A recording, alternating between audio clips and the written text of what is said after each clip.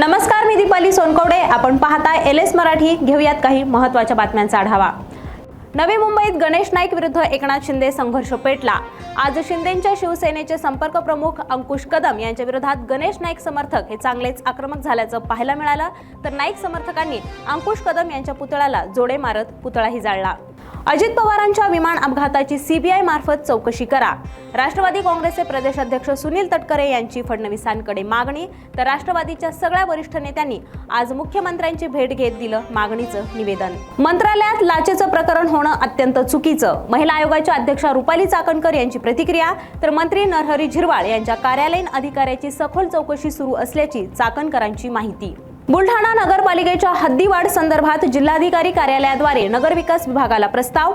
यामध्ये बुलढाणा शहरालगत असलेल्या अनेक गावांचा समावेश, मात्र नगरपालिकेत आमच्या गावाचा समावेश होऊ नये यासाठी ग्रामपंचायतींनी घेतला ठराव. वसईत अल्पवयीन तरुणाने आत्याची केली हत्या. क्षुल्लक कारणावरून आत्याने ओरडल्याच्या रागातून अल्पवयीन भाच्याने मित्राच्या मदतीनेच केली हत्या. या प्रकरणी भाच्याला आणि त्याच्या मित्राला पोलिसांनी घेतलं ताब्यात.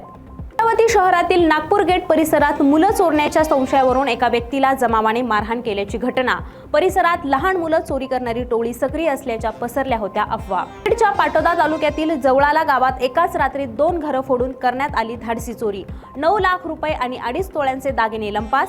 तर या धाडसी चोरीच्या घटनेमुळे नागरिकांमध्ये दहशतीचं वातावरण. उल्हासनगर येथे जनावरांची अवैध वाहतूक केल्याप्रकरणी एका टेम्पो चालकाविरुद्ध करण्यात आली कारवाई. तपासणी दरम्यान टेम्पोमध्ये एकूण 8 म्हशी आणि 3 पारडे आढळले. तर या प्रकरणाचा पुढील तपास पोलिसांकडून सुरू. सध्याच्या आर्वीत रेबीजग्रस्त श्वानाने घातलं थैमान. 6 लहान मुलांसह तब्बल 18 जणांचा घेतला चावा. तर चावा घेतल्याने जखमी बालकाचा मृत्यू. गोंदियातील कथित बाळ विक्री प्रकरणातला मुख्य आरोपी डॉक्टर नितेश वाजपेयीचा अटकपूर्व जामीन भंडारा जिल्हा सत्र न्यायालयाने फेटाळला. 2 दिवसांपूर्वी स्वतःच्याच पोटावर ब्लेडने वार करून आत्महत्या करण्याचा केला होता प्रयत्न. उल्हासनगरच्या गेमनानी कंपाऊंड परिसरात चिंधी कारखान्याला भीषण आग लागली. या आगीत संपूर्ण कारखाना जळून खाक झालाय. तर अग्निशमन दलाकडून या आगीवर नियंत्रण मिळवण्यासाठी शर्थीचे प्रयत्न करण्यात आलेत.